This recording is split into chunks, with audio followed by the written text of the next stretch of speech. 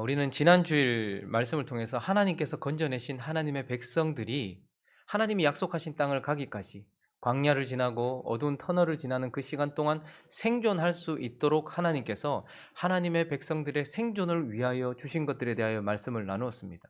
하나님의 백성들은 하나님께서 하늘로부터 내리신 양식, 만나를 통하여서 그들이 생존을 하게 되고, 또한 반석을 쳐서 거기서부터 나오는 생수, 신령한 음료를 마심으로써 하나님의 백성으로서 광야를 지나고 그 가운데서 생존하게 된다라고 말씀을 나누었죠. 그런데 하나님께서 이스라엘 백성들을 구원하시고 저와 여러분을 구원하신 것이 단지 우리가 이 땅 가운데 살아남고 생존하기 위함인 것입니까? 광야 같은 세상 속에서 단지 생존하는 것만이 하나님의 목적인가 하는 것입니다. 광야에서 생존하는 것, 이것이 우리의 목적인가? 혹은 하나님께서 이집트에서 끄집어내셨으니 약속하신 가나안 땅에 드리는 것, 그것만이 하나님의 목적인가?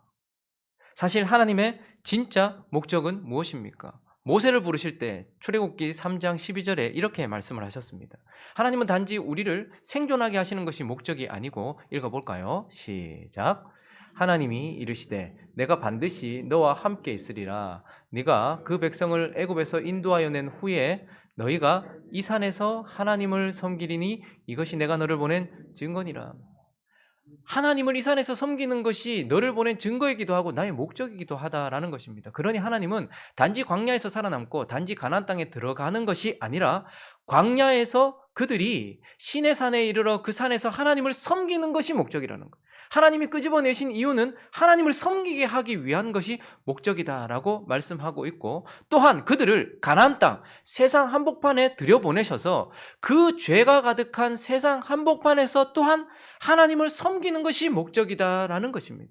그러니 이 산에서 하나님을 섬기고 세상 한복판에서 하나님을 섬기는 것이 하나님의 목적이다라고 말씀하시면서 오늘 출애굽기 20장은 그 목적을 위하여 주신 것을 우리에게 제시하고 있습니다. 그것은 무엇인가 하니까 바로 하나님이 친히 하늘로부터 백성들에게 직접 말씀하신, 전무후무하신 하나님의 말씀, 바로 십계명이다라는 것을 보게 되고, 오늘 이 십계명의 시작점에서 2절은 이렇게 말하고 있습니다. 우리가 십계명을 오해하지 말아야 될 것 중에 하나는, 읽어볼까요? 시작. 나는 너를 애굽 땅 종되었던 집에서 인도해낸 내 하나님 여호와니라. 십계명을 우리에게 주신 이유는 우리에게 자유를 주시기 위해서, 혹은 구원을 받게 하기 위해서, 이 십계명을 지켜야 자유를 얻고 이 십계명을 지켜야지 구원을 얻기 때문이 아니라 하나님이 자유를 주셨기 때문에 주신 것이고, 하나님이 이들을 구원해 내셨기 때문에 주신 것으로서 이제 하나님의 최종 목적, 이 산에서 하나님을 섬기고 세상 한복판 가나안에서 하나님을 섬기게 하기 위한, 섬기도록 하기 위하여 주신 것이 바로 십계명이다라는 것을 우리에게 말씀해 주고 있는 것입니다.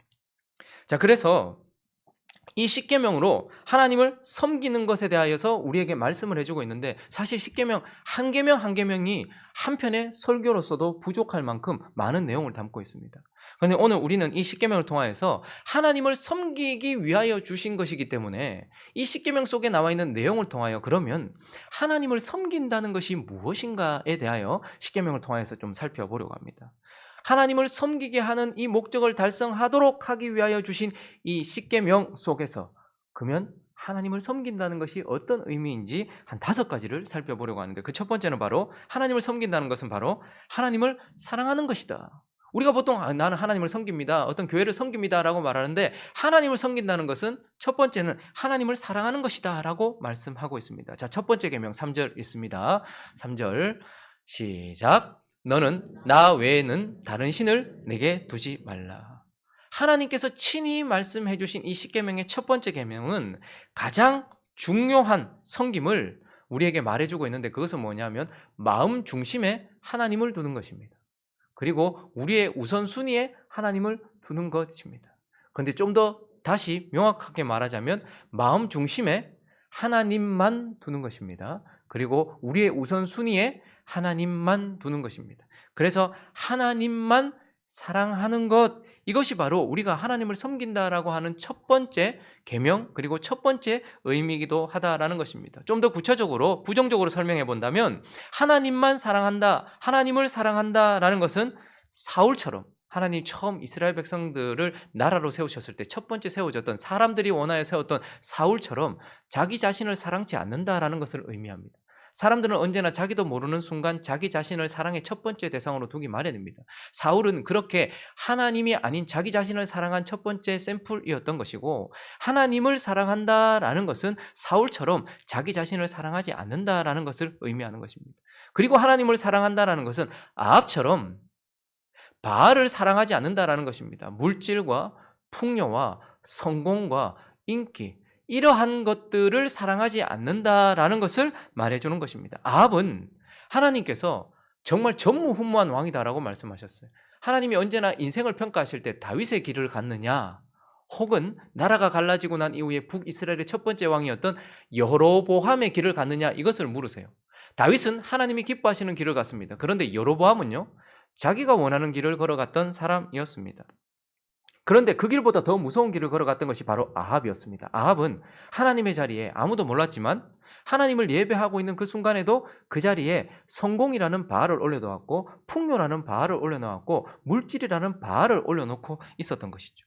그래서 하나님을 사랑한다라는 것은 아합처럼 물질과 풍요를 사랑하지 않는다라는 것입니다.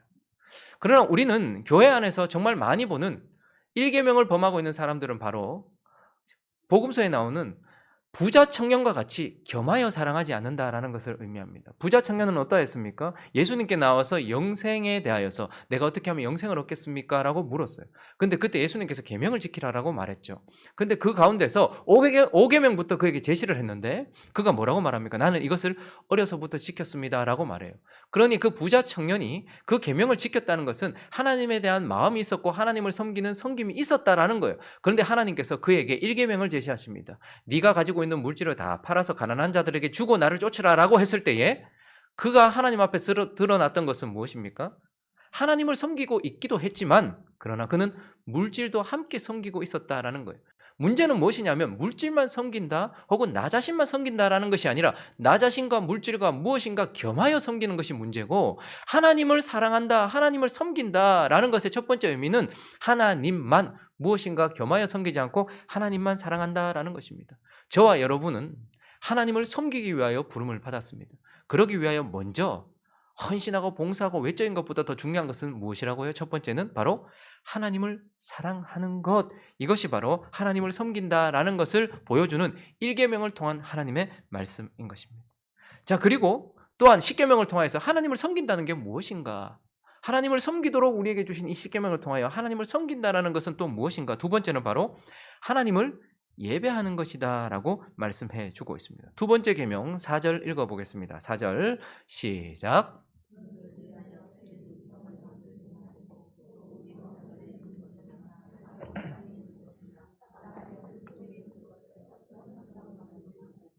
너를 위하여 새긴 우상을 만들지 말아라. 하늘 위에 있는 것이나 아래로 땅에 있는 것이나 땅 아래 물속에 있는 어떤 형상도 만들지 말아라 라고 말하고 있는데, 첫 번째 계명은 누구를 사랑할 것인가에 대한 계명입니다. 그러니까 첫 번째 계명은 누구를 사랑해야 될 것인가의 계명이라면, 두 번째 계명은 어떻게 사랑할 것인가에 대한 계명이에요. 그러니까 첫 번째는 누구를 사랑해야 되는가, 두 번째는 그 누군가를 어떻게 사랑해야 되는가에 대한 예배의 방식에 대해서 우리에게 말해주고 있습니다. 모든 종교는, 신을 섬기고 있는 모든 종교는 그 신을 형상화하고 내재화하고 있는 우상이라는 형상이 있습니다. 그리고 그 형상을 자신의 방식대로 섬기는, 자신의 방식과 자신의 뜻대로 섬기는 방식이 있어요. 그리고 그렇게 자기의 뜻대로 자기의 수단을 가지고서 섬겨요. 그러니까 어떤 신을 섬긴다라고 하는 모든 종교에는 그 신을 상징하는 우상이 있고 그 형상이 있고, 그 형상을 자기의 생각과 자기의 방식대로, 인간의 방법대로 그것을 섬기는 방법이 있고, 그 방법 속에 필요한 수단들이 있다라는 것을 보게 돼요. 그 중요한 사람이 바로 여로보암입니다. 그러니 북이스라엘, 나라가 두 개로 갈라지고 난 이후에 북이스라엘은 처음부터 하나님께 대한 예배가 끊어지지 않았지만 한 번도 사실 하나님 편에서는 예배를 받아본 적이 없는 우상 숭배였어요. 왜요? 여로보암은 하나님을 형상으로 만들었습니다. 두 마리의 금 송아지로 형상으로 만들어버렸어요. 그리고 난 이후에 형상을 만들고 나니까 그 다음에 이어지는 것은 무엇입니까? 자기의 생각과 자기의 뜻대로 섬기기 시작하는 거예요. 그래서 하나님께서는 7째 달 15째 날 절기를 지키라고 하셨고 3개의 절기는 반드시 지키라고 했는데 그들은 어떻게 합니까? 이 추수 때에 이렇게 3개의 절기를 지킨다는 것이 어려우니까 이 절기를 하나로 그냥 통합해버리고 그리고 한 달 뒤로 미뤄서 사람들 바쁘고 힘든 추수 때가 아니라 좀 편안한 8째 달 15째 날 절기를 만들어서 지켰고 그리고 남쪽에 레위인들 제사장들이 많으니까 북쪽으로 올라오지 않으니까 어떻게 합니까? 자기가 생각하기에 합당하다 생각하는 사람 레위인들 아닌 사람들도 제사장으로 세워서 그렇게 예배를 드리게 되었던 것이죠. 그리고 그래서 단과 베델에다가 금송아지 2개를 만들어 놓고 자기의 생각대로 하나님께 예배를 드리면서 성령이 그 가운데 내릴 리가 없지 않습니까? 하나님이 그 가운데 임재하실 리가 없지 않습니까? 그러니까 어떻게 합니까? 자신 안에 있는 열심과 인간의 화려함으로 예배를 드리기 시작했다라는 것입니다. 형상을 만들면 자기의 뜻이 들어가게 되고 자기의 수단을 가지고서 예배를 드리게 되는 것이고 북이스라엘이 그러한 예배에 대한 샘플로 우리에게 보여줬던 것입니다. 그런데 하나님은 이제 이 2번째 계명을 통하여서 하나님을 예배하는 것은 어떻게 해야 된다는 거예요? 요한복음 4장 24절입니다. 읽어볼까요? 요한복음 4장 24절 시작. 하나님은 영이시니 예배하는 자가 영과 진리로 모든 신을 섬기는 종교에는 형상이 있지만 하나님은 자신의 형상을 만들지 말라고 하셨고 오직 하나를 주셨습니다. 말씀을 주셨어요. 그래서 하나님은 하나님을 예배할 때 어떻게 하라는 거예요? 형상이 아니라 말씀을 받았으므로 그분의 진리를 따라 예배하는 거예요. 그러니까 예배가 중요한 것은 어떤 장소나 어떠한 시간보다 더 중요한 것은 내가 지금 진리를 따라서 내 오늘 하루를 살고 있는가, 내가 말씀을 따라서 나의 주일을 보내고 있는가, 이것이 중요하고 하나님께 예배하는 자는 진리를 따라서 움직이는 것. 그래서 예배는 너를 위하여 형상을 만들고 네 뜻대로 네 생각대로 너를 움직이는 것으로 그렇게 예배하는 것이 아니라 하나님의 말씀대로 살아가는 한순간 한순간이 예배이므로 하나님을 예배하는 자는 수단이 딱 하나다. 진리로 예배하는 것이다. 그리고 또 하나는요, 영으로 예배하는 것이다 라고 말합니다.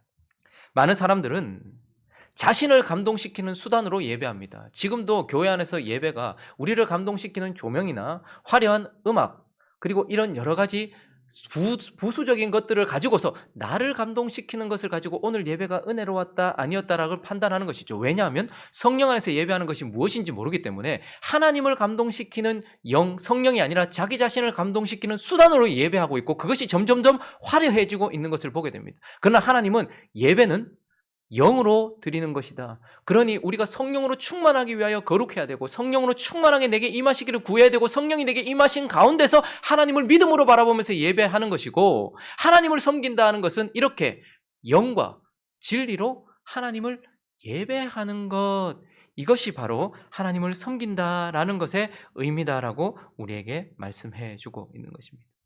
그리고 또 세 번째, 하나님을 섬긴다라는 것을 하나님을 섬기도록 주신 십계명을 통하여 보는 그 의미는 바로 하나님을 위해 사는 것이 하나님을 섬긴다라는 거예요.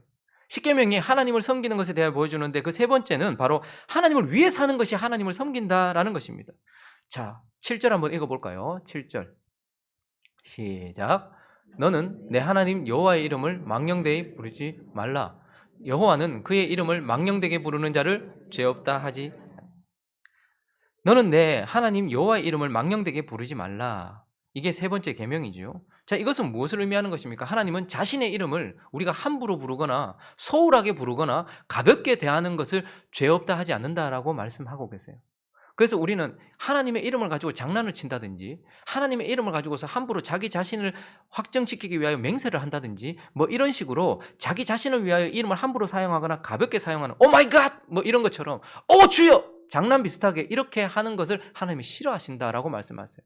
그러나 이것은 단순히 우리의 입으로 하나님의 이름을 함부로 사용하는 것에 대해서만 말씀하시는 것이 아니고 이것은 하나님의 이름을 두신 우리가 그 이름에 합당치 않게 사는 것에 대하여 말씀하시는 거예요. 하나님은 자신의 이름을 예루살렘에 두셨습니다.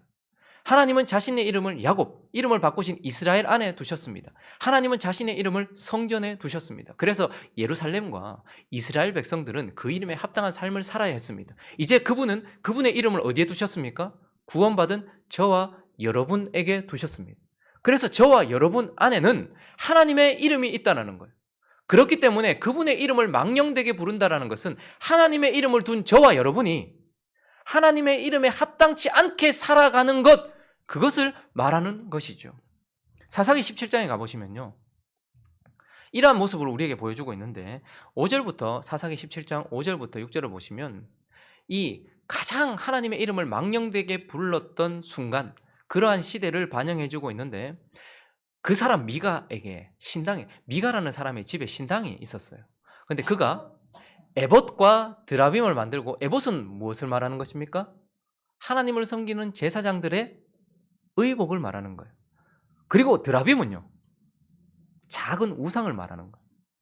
그가 에봇과 드라빔을 만들고 한 아들을 세워 그의 제사장으로 삼았더라. 이 한 사람을 제사장으로 삼았다라는 거예요. 자, 6절요. 그때에 이스라엘 왕이 없으므로 사람마다 자기 소견에 옳은 대로 행하였더라. 한 레위인이 자신의 곳을 떠나서 쭉 가다가 미가라는 사람의 집에 이제 고용이 된 것입니다. 청빙을 받은 거예요. 그래서 갔는데 그러니까 이제 제사장으로 사역을 해야 되니까 에봇을 입힌 것입니다. 그래서 에봇을 입었어요. 그러면 겉으로 보기에는 하나님의 이름이 그에게 있어요. 하나님의 제사장이니까 에봇을 입고 있단 말입니다. 여기에 12 우림과 둠빔 12 보석이 박혀 있고 하나님께 성결이라는 이름이 있고 속옷을 입고 거기에다가 성류와 종이 달려 있는 에봇을 입고 하나님의 이름으로 거기 서 있단 말이에요. 그런데 그는 지금 드라빔을 들고 있어요. 그러니 겉으로는 하나님의 이름이 그에게 있지만 우상을 섬기고 있고 그리고 미가라는 사람을 섬기고 있고 나중에는 단지파에게 가버리거든요. 왜냐하면 한 가정의 제사장이 좋냐 한 지파의 제사장이 좋냐 그러니까 물질과 명예를 따라서 가버리는 것을 보게 됩니다. 그러니까 겉으로 보기에는 하나님의 백성인데 그런데 삶을 통해서는 어떻게 되는 거예요? 세상 사람과 전혀 다를 것이 없는 그러니 그 삶은 하나님의 이름을 가지고 있으면서 하나님을 위해 살지 않고 자기 자신과 물질과 자기 자신을 위해서 사는 것입니다. 그래서 우리 또한 하나님께서 우리에게 자신의 이름을 저와 여러분에게 두셨단 말입니다. 그래서 저와 여러분은 뭐라고 부릅니까? 참으로 영광스러운 이름 그리스도인이라고 불러줍니다. 그리스도라는 이름이 우리에게 있다라는 거예요. 그런데 하나님의 이름을 망령되이 부른다라는 것은 그리스도인이면서 하나님의 이름이 우리 안에 있는데 우리는 어떻게 하는 거예요? 우상을 섬기고 사람을 섬기고 그리고 물질을 섬기고 하나님의 이름이 있는데 살인하는 거예요. 사람들을 치고 사람들을 미워하는 모습. 저와 여러분이 세상 가운데서 누군가를 미워하고 누군가를 비난하고 누군가를 조롱하는 순간 우리는 그리스도의 이름을 가지고서 망령되이 그 이름을 부르면서 살인하고 있는 모습인 것입니다. 하나님의 이름을 가지고 있는데 그런데 간음하는 거예요. 음란한 동영상을 보거나 실제로 누군가와 간음을 하는 거예요. 하나님의 이름을 가지고 있으면서 어떻게 해요? 하나님의 이름에 걸맞지 않게 간음하고 있는 거예요. 하나님의 이름을 가지고 있으면서 입만 띄면 거짓말인 거예요. 하나님의 이름이 우리 가운데 있는데 말만 열면 거짓말이고 그래서 옆에 있는 사람이 아유 저 사람은 입만 띄면 숨 쉬는 거 말고는 다 거짓말이다. 이것이 바로 그리스도의 이름, 하나님의 이름을 망령되이 일컫는 것이죠. 그리고요, 그리스도의 이름을 가지고 있는데 거룩을 추구하지 않고 늘 쾌락을 추구해요. 자기의 육신을 추구하고 이것이 바로 하나님의 이름을 망령되게 부르는 것이고 하나님을 섬긴다 하는 것은 이렇게 망령되게 부르지 않고 하나님의 이름에 걸맞게 하나님을 위하여 살아가는 것. 그래서 저와 여러분의 차에 91.9라는 편말만 붙여놔도 혹은 우리 교회 차에 행복한 우리 교회라는 편말만 붙여놓아도 그 이름에 합당하게 운전을 해야 되는 것처럼 저와 여러분에게는 영적으로 그리스도의 이름이 붙어있단 말입니다. 왜냐하면 하나님을 섬기라고 주신 이름이라는 말이에요. 그런데 그리스도의 이름을 가지고 있으면 직장에서는 아주 교만하고 직장에서는 아주 간사하고 직장에서는 아주 그냥 자기만을 추구하는 이기적으로 살고 있다면 그것은 하나님의 이름을 망령되이 부르는 것이고 주를 위해 사는 게 아니라는 말이죠. 그러므로 십계명을 통해서 하나님을 섬긴다라는 것은 나를 위하여 나를 추구하는 것이 아니라 주의 이름을 두신 주를 위하여 주님을 위하여 사는 것이다 라고 우리에게 말씀해 주고 있는 것입니다. 그리고 네 번째, 오늘 좀 대지가 많죠? 듣고 싶은 것만 들으십시오. 주님께서 주시는 만큼만 들으십시오. 네 번째, 하나님을 섬긴다라는 것은 십계명을 통해서 무엇을 말해주는가? 바로 하나님을 닮아가는 것이다. 하나님을 닮아가는 것이다 라고 말하고 있습니다. 이어지는 8절부터 보면 8절부터 10절까지 한번 읽어볼까요? 읽습니다. 시작. 안식일을 기억하여 거룩하게 지키라. 엿새 동안은 힘써 내 모든 일을 행할 것이나 일곱째 날은 내 하나님 여호와의 안식일인즉 너나 내 아들이나 내 딸이나 내 남종이나 내 여종이나 하나님은 안식일을 지키라라고 말씀하셨습니다. 안식일이 무슨 개념입니까? 이제 그들에게 있어서는 창조하신 하나님을 바라보는 날이기도 하지만 그들을 이집트에서부터 구원하신 그들에게 진짜 안식을 주신 하나님을 바라보는 날이기도 한 것입니다. 그리고요, 영원한 안식, 가나안 땅에 들어가서 젖과 꿀이 흐르는 땅에서 영원한 안식을 얻을 또 다른 안식을 주실 하나님을 바라보는 날입니다. 그러니까 안식일은 하나님을 바라보는 날입니다. 나의 일을 멈추고 하나님을 바라보고 안식을 누리는 날입니다. 그렇게 바라보게 하신 하루 전체를 빼서 일주일의 하루, 그 하루 전체를 빼서 하나님을 바라보게 하시는 이유는 뭐죠? 사람은 자기가 가장 오래 바라봤던 것을 닮아가게 되어 있습니다. 여러분들이 여러분들의 아버지를 닮고 여러분들이 여러분들의 어머니를 닮으며 여러분들이 누군가를 닮아 있다는 것은 내가 그것을 가장 오래 봤다라는 것입니다. 그리고 우리는 살아가면서 계속해서 무엇인가를 보게 되고 그 보는 것으로 인하여서 무엇인가를 닮아갑니다.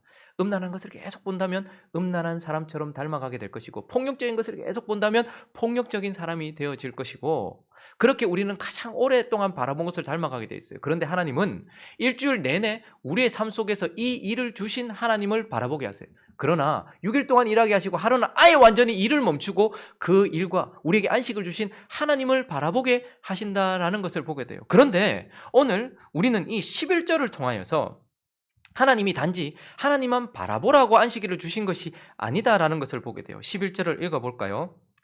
11절 있습니다. 시작. 이는 엿새 동안에 나 여호와가 하늘과 땅과 바다와 그 가운데 모든 것을 만들고 일곱째 날에 쉬었음이라. 그러므로 나 여호와가 안식일을 복되게 하여 그날을 거룩하게 하였느니라. 우리가 또 안식일을 지켜야 되는 이유는 안식일 동안 하나님을 바라보게 하는 것이기도 하지만 이는 이라고 말하면서 내가 말이다 엿새 동안 일했지.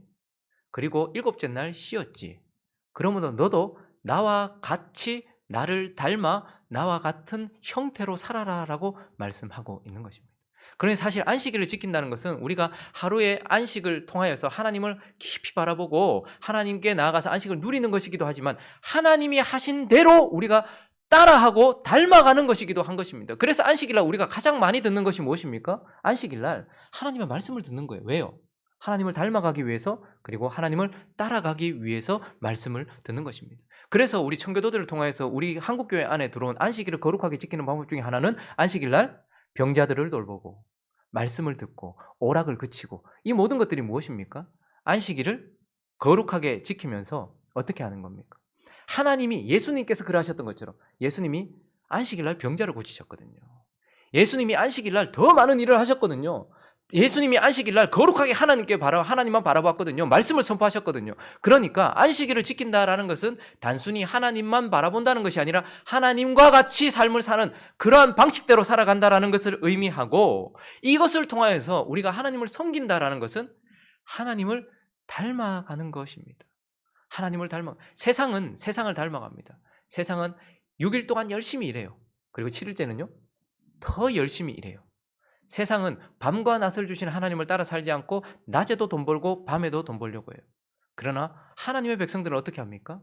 이러한 안식일을 통해서 하나님이 하신 방식대로 살아가면서 그분을 닮아가는 것. 그런데 우리가 그분을 닮을 때에 하나님을 섬긴다라고 하나님은 우리에게 말씀해 주고 있는 것입니다. 마지막 5번째 한 가지 더 살펴볼까요? 십계명을 통하여 하나님을 섬긴다라는 것의 의미는 무엇인가? 그 5번째는 바로 하나님을 증명하는 것입니다. 하나님을 증명하는 것. 여러분 이제 12절부터는 수평적인 관계 속에서 우리에게 주신 계명이에요. 자, 그런데 이게 특별한 것입니까? 여러분 어떠세요? 부모를 공경해라라는 것이 특별한 계명입니까? 하늘에 계신 하나님이 굳이 우리에게 주셔야 될 계명인 만큼 그렇게 특별한 내용을 담고 있는 것입니까? 살인하지 말아라, 간음하지 말아라, 도둑질하지 말아라, 거짓 증거하지 말아라, 탐심을 버려라. 이러한 계명들이 특별하냐라고 봤을 때 이러한 계명은 사실 제대로 된 사람이라면 모든 민족, 모든 세대에 있었던 보편적인 가치였습니다. 자, 그러면 하나님께서 우리에게 단순하게 윤리 도덕적인 계명을 이제 4계명 이후에 두신 것인가? 결코 그렇지 않다는 것을 우리는 보게 돼요. 우리가 5계명부터 지키게 되는 것, 12절부터 지키게 되는 것은 단순한 윤리 도덕적인 것이 아니고 1계명부터 4계명까지 주셨던 그 하나님이 수직적으로 우리와 관계하고 계시는 그 하나님이 내 속에 있기 때문에 수평적인 내 삶 속에서 드러나게 되는, 내 속에 있는 하나님이 드러나는 자연적인 표현으로서 그렇게 지키게 된다라는 것입니다. 내 부모를 공경하는 이유는 그가 나를 낳아 주었기 때문만이 아니고 하나님께서 정하신 질서이기 때문에 그런 것입니다. 하나님께서 나의 영의 생명을 주셨고 나의 육신의 아버지로부터 나에게 생명을 주셨고 어미로부터 나에게 생명을 주셨기 때문에, 그리고 여기서 부모는 단순히 어머니 아버지만 말하는 것이 아니라 모든 위에 있는 권세들을 다 통칭하는 것입니다. 나라의 권세자들을 두셨고, 그래서 우리가 부모를 공경하고 윗권세를 권세를 공경하는 이유는 단순히 그것이 윤리적이고 도덕적인 것이 아니라 내 속에 계신 하나님, 그분의 주권을 인정하는 1계명부터 4계명까지를 주신 하나님이 내 속에 있기 때문에, 내 삶 속에서 하나님의 주권, 그분의 왕이심을 인정하기 때문에 내 위에 있는 권세를 인정하는 모습으로 하나님이 내 속에 계신 것이 이러한 모습으로 드러난다는 것입니다. 그래서 부모를 공경하지 않거나 자기 윗권세를 공경하지 않는 사람들은 하나님을 공경하지 않는 것이나 마찬가지인 것입니다. 그리고 살인하지 말라고 한 이유는 피를 보면 무서운 것이고 가장 만물의 영장인 사람을 죽이는 것이 큰 죄이기 때문이기도 합니다. 그러나 우리가 살인하지 말아야 되는 이유는 무엇입니까? 사람은 하나님의 형상이기 때문에 그렇습니다. 하나님의 형상이라는 것은 하나님의 상징이고 하나님의 내재성을 가지고 있어요. 하나님이 그 속에 계시는 분이란 말입니다. 우리가 북한에 가서 김일성 동상을 함부로 치면 거기서 죽임을 당할 것처럼, 왜냐하면 그들에게 있어서 그 동상은 김일성 자체를 의미하는 것이었기 때문에 그렇습니다.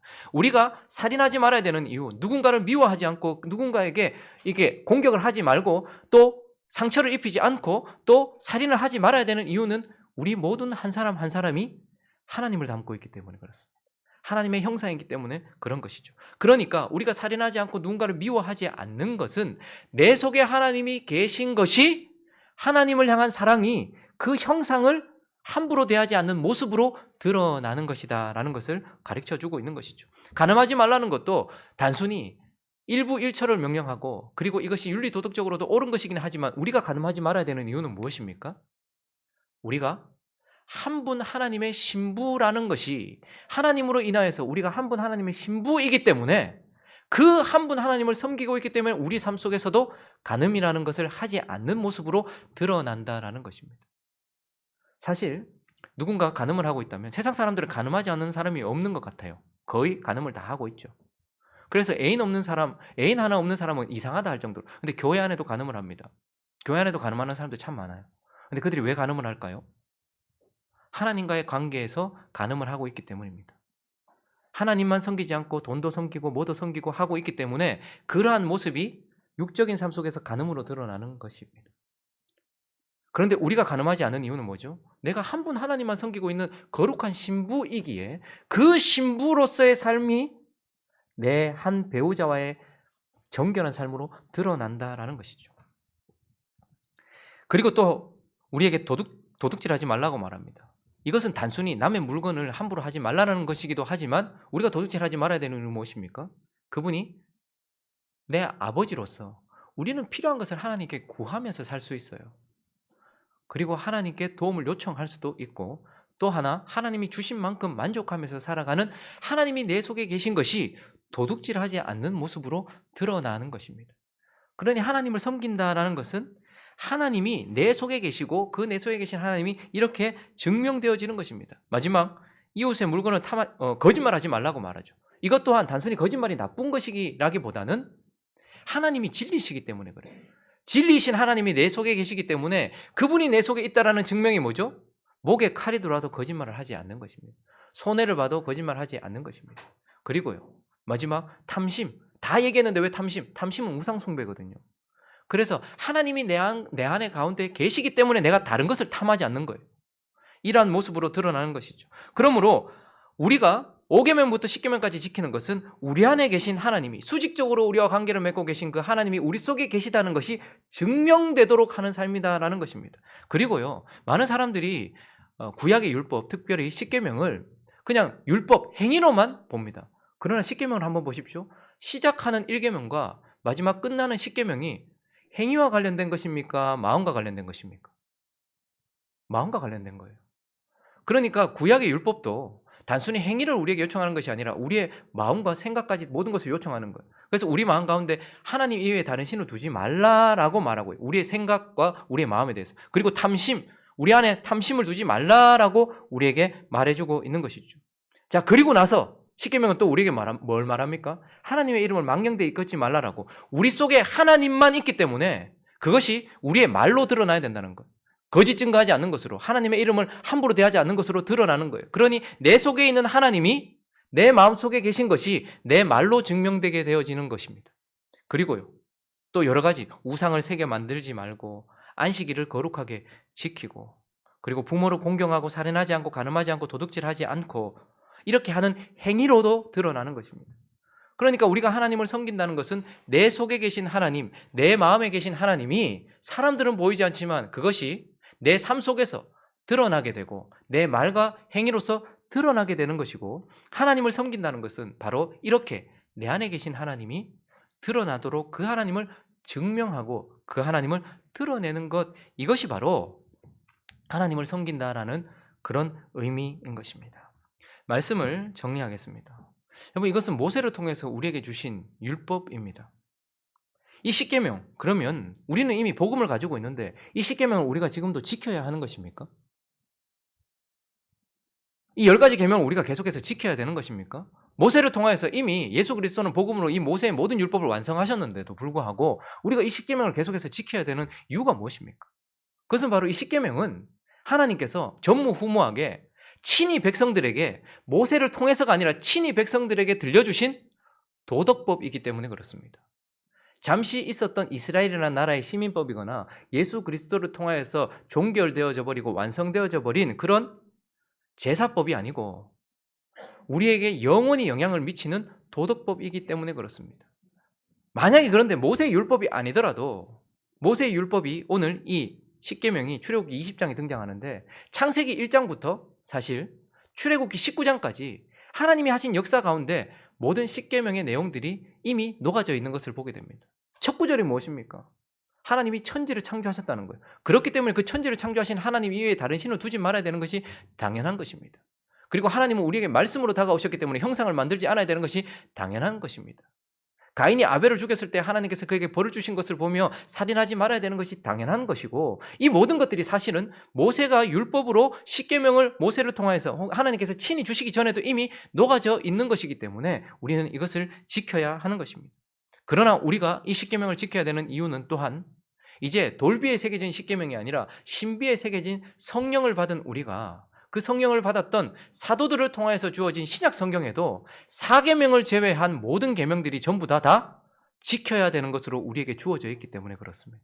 이 10계명의 모든 내용이 4계명을 제외하고는 모두 우리에게 다시 사도들을 통해서 우리에게 명령되어지고 있기 때문에 이것을 우리는 지켜야 하는 것입니다. 그러나 무엇보다도 우리가 이 10계명을 지켜야 하는 이유, 하나님을 섬기는 기준이 되는 이유는 예수님께서 직접 그렇게 말씀하셨기 때문입니다. 마태복음 16장 24절 마지막으로 읽어보겠습니다. 읽어볼까요? 시작.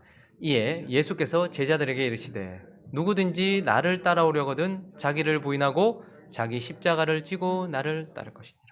자, 예수님께서는 이제 우리의 신비에 자신의 율법을 새겨주셨습니다. 그리고 뭐라고 말씀하십니까?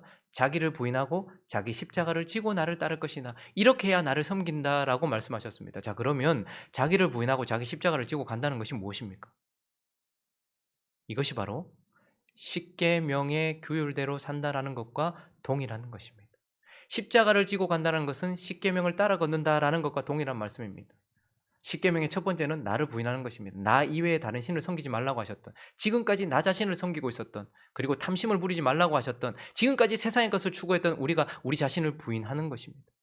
그렇게 나를 부인하고 자기 십자가를 진다는 것은 바로 이제 그 하나님을 섬기고 이웃을 섬기는, 하나님을 사랑하고 이웃을 섬긴다라는 이 모든 계명들을 주신 십계명 안에 십자가의 모든 길이 녹아져 있다라는 것입니다. 그러므로 우리가 십계명을 지켜야 하는 이유는 바로 예수 그리스도께서 십자가를 지고 쫓아오라고 하셨기 때문이고, 십자가를 지고 자기를 부인하고 쫓아가는 구체적인 방법이 바로 십계명을 따라 살아가는 것이다라는 것을 우리에게 말씀해 주고 있기 때문인 것입니다. 그러므로 우리는 하늘의 양식을 먹고 그리고 반석을 쳐서 깨트려진 그곳으로부터 신령한 음료를 먹어서 생존하는 하나님의 거룩한 백성이기도 합니다. 그러나 저와 여러분은 하나님의 목적대로 광야에서 그리고 죄 많은 세상 한복판에서, 가나안 땅 한복판에서 하나님을 섬기기 위하여 부름받았다라는 것을 기억하면서 십자가를 지고 십계명을 따라 그분을 사랑하고 그분을 섬김으로써 그분의 목적을 이루어 드리는 삶을 살아가는 저와 여러분 되시기를 예수 그리스도 이름으로 축원합니다.